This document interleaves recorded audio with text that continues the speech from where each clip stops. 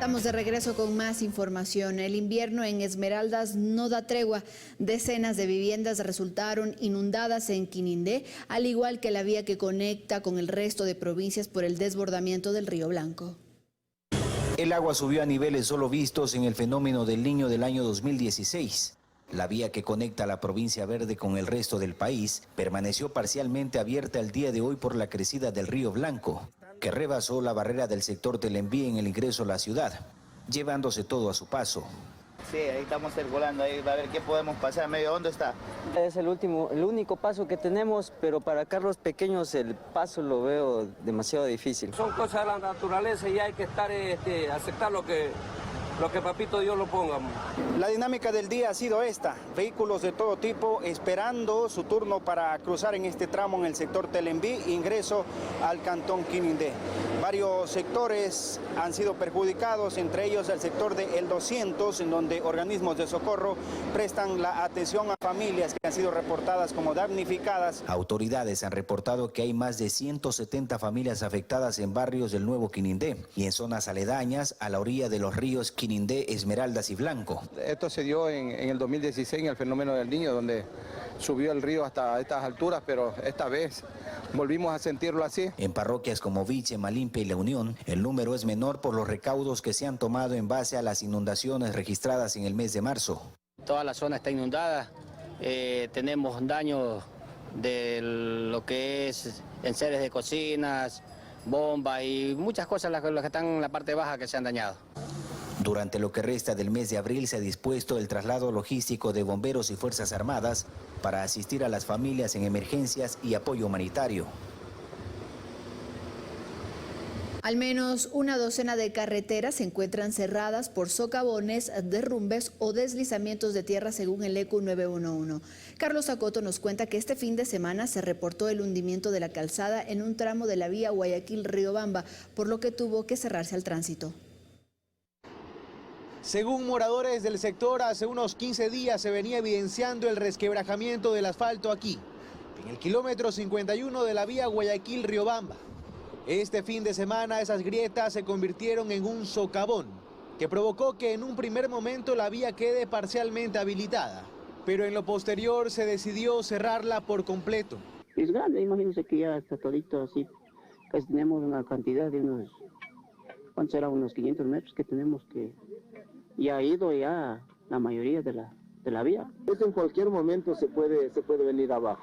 Es así que la vía Guayaquil, Cumandá, Payatanga, Colta, Riobamba se encuentra cerrada al momento, según ha confirmado el ECU 911.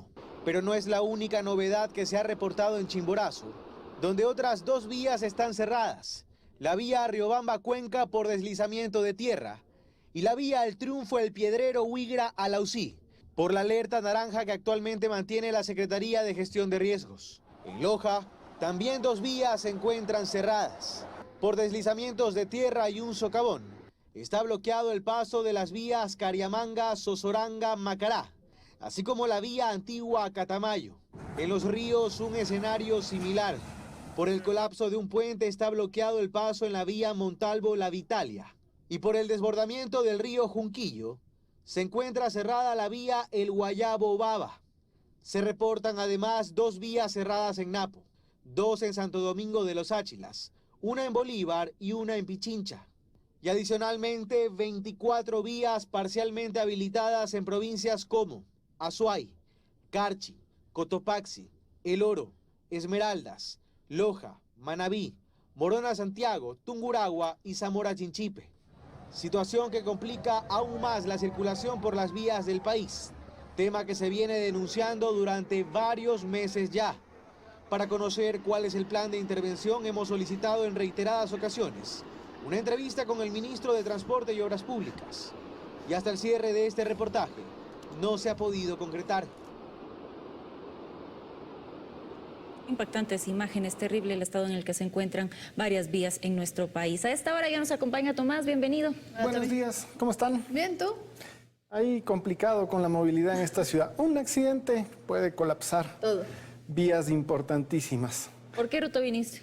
Por la occidental. ¿Y había por justo un accidente? Avenida Mariscal Sucre. Sí, un accidente y colapsa 4 carriles. Y uno se pregunta cómo no hay una intervención rápida de los agentes de tránsito. Pero bueno. Estás aquí, que es lo importante. Estoy aquí sano y salvo. Vamos con más noticias. Del 2 de mayo al 9 de julio, el Ministerio de Salud llevará a cabo una campaña de vacunación contra la poliomielitis, sarampión y rubiola, con una cobertura de al menos el 95%. Nuestra compañera María Gracia Acosta nos cuenta cuál es el nivel de riesgo que tiene Ecuador.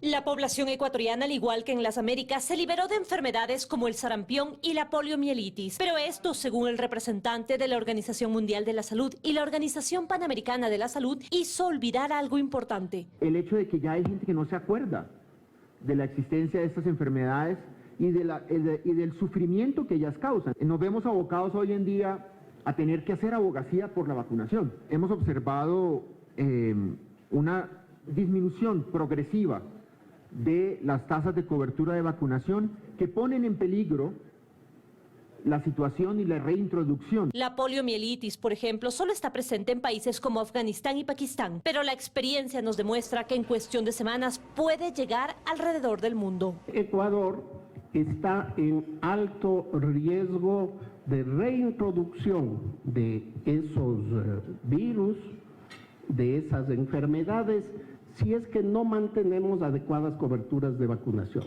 Necesitamos unir esfuerzos para asegurar que todos los niños y que todas las niñas reciban las vacunas que les faltan. La meta es vacunar contra la poliomielitis, el sarampión y la rubiola a 3.754.000 niños de entre 1 y 12 años. Y la inversión para hacerlo es de $8.265.000. Como aquí estamos comprando vacunas adicionales, entonces hemos logrado un financiamiento de parte del Banco Europeo de Inversiones. Las vacunas ya fueron adquiridas. El lanzamiento de la campaña será el 2 de mayo en Cuenca y el proceso durará 10 semanas.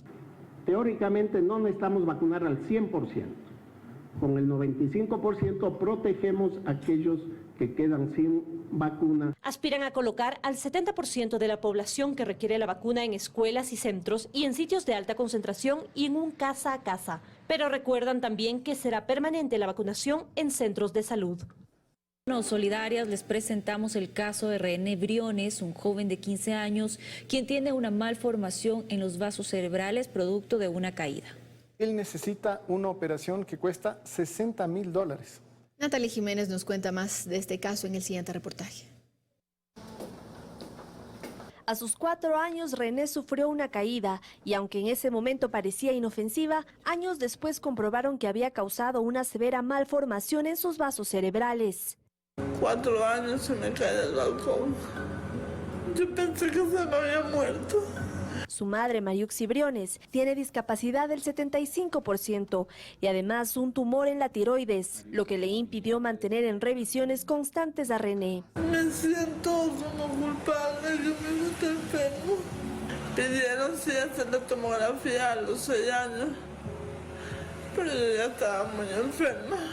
No pude atenderlo como era. El padre de René los abandonó, pero eso no fue impedimento para que Mariuxi saque adelante a sus 3 hijos. Sin embargo, ahora René necesita una operación urgente que bordea los $60.000 y aunque la Fundación Metro Fraternidad financiará el 50% de la operación, la familia no puede pagar el valor restante.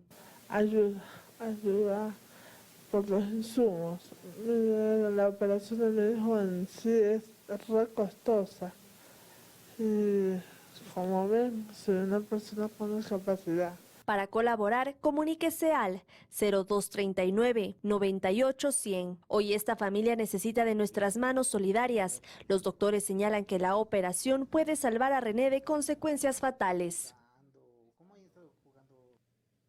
Bien, queremos mantener el número telefónico en sus pantallas para que puedan tomar nota y ayudar a René. Ya escuchamos, nos necesita a todos. Así es, no lo voy a olvidar, es el 02-399-8100. Si usted puede ayudar, por favor, hágalo.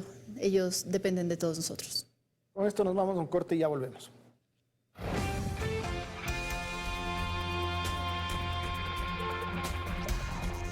Estamos de regreso con más información. 43 científicos ecuatorianos y personal del INOCAR formaron parte de la expedición de la Antártida que duró 102 días. Según los profesionales, la afectación del cambio climático es evidente a través del derretimiento de los glaciares. Las investigaciones que se realizan en la Estación Científica Ecuatoriana ayudarán a determinar qué acciones tomar para mitigarlo. Nuestra compañera Helen Quiñones nos amplía la información. Vamos a ver.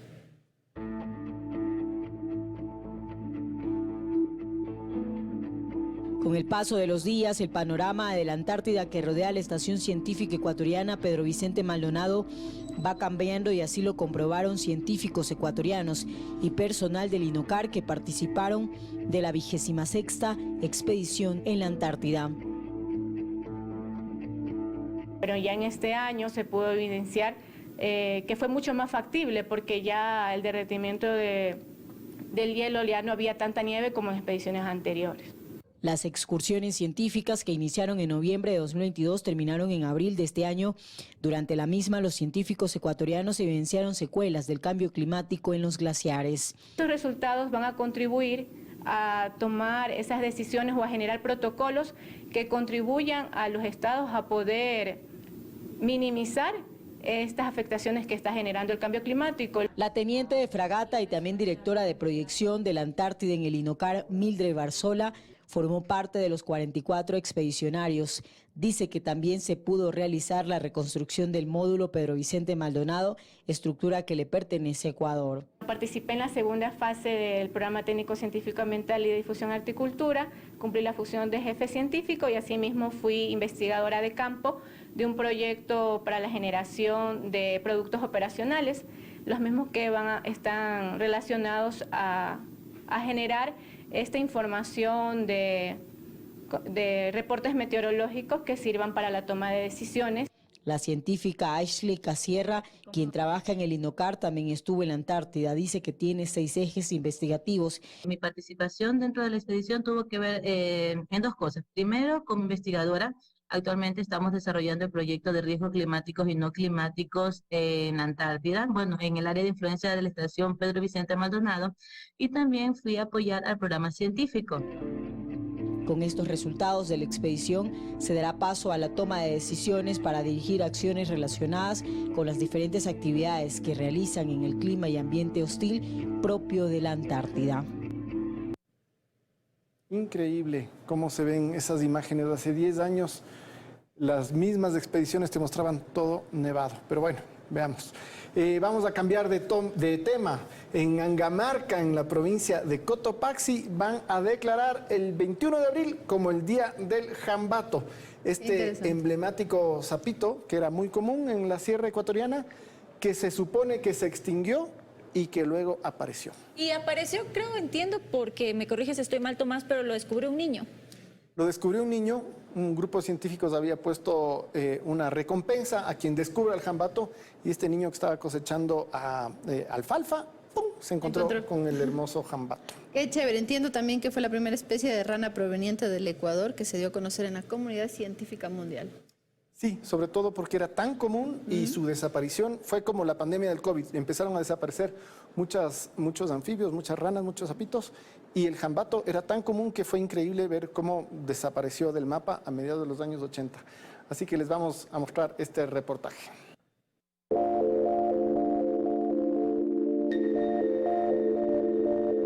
La historia del sapo jambato es dramática y sorprendente. Fue una especie emblemática de la sierra y era muy común encontrarla en grandes cantidades, pero a mediados de los años 80 su población empezó a disminuir y en 1988 se la vio por última vez. Una especie tan abundante de pronto desaparece sin dar una explicación, tan es así que los científicas nunca se imaginaron que eso iba a pasar, y por eso no hay tantos individuos en museos, porque es como ahora ver los mirlos o los gorriones, que uno no se imagina que luego no van a estar. En 2004 se la declara oficialmente extinta.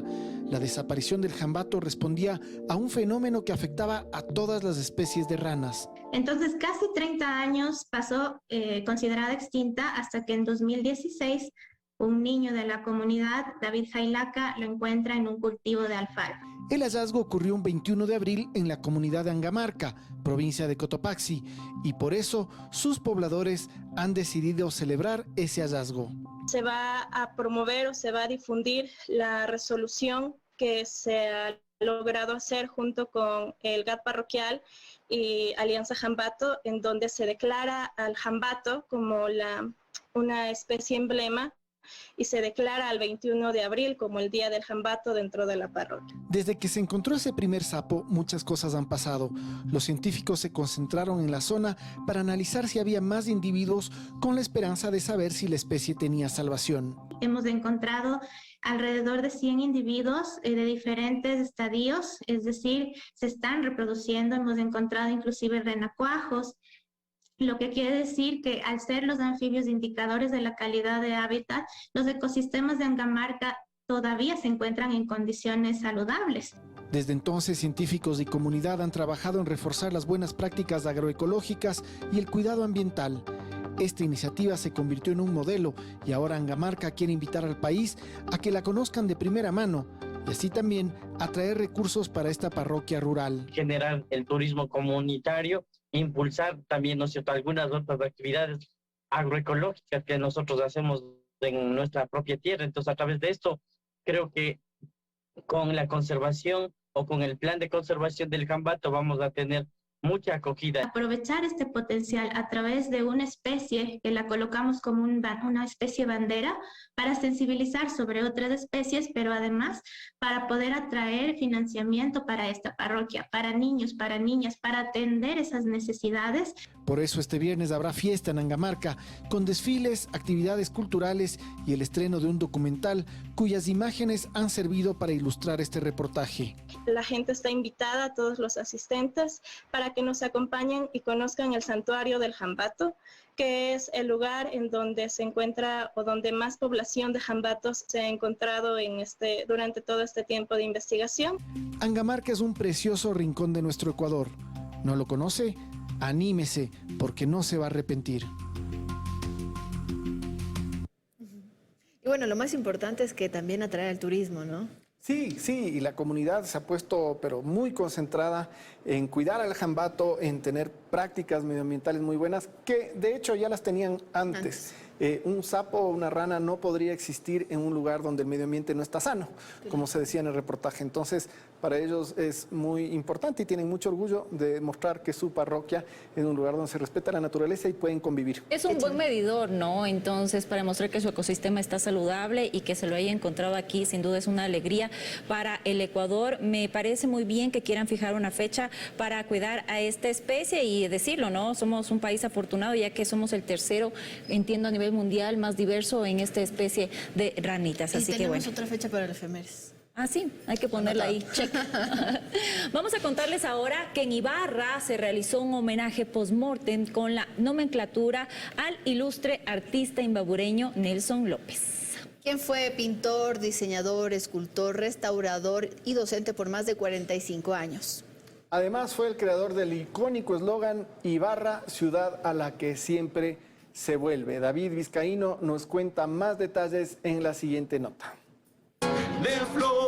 Presentaciones de danza y música contagiaron de alegría a los asistentes del evento en el barrio Guayaquil de Caranqui, a las faldas del volcán Imbabura, donde se realizó la develación de la nomenclatura a la carrera principal en honor al maestro de las artes. El artista imbabureño Nelson López Obando buscaba enaltecer la esencia de la identidad local y nacional, combinadas con criterio técnico con el mundo espiritual.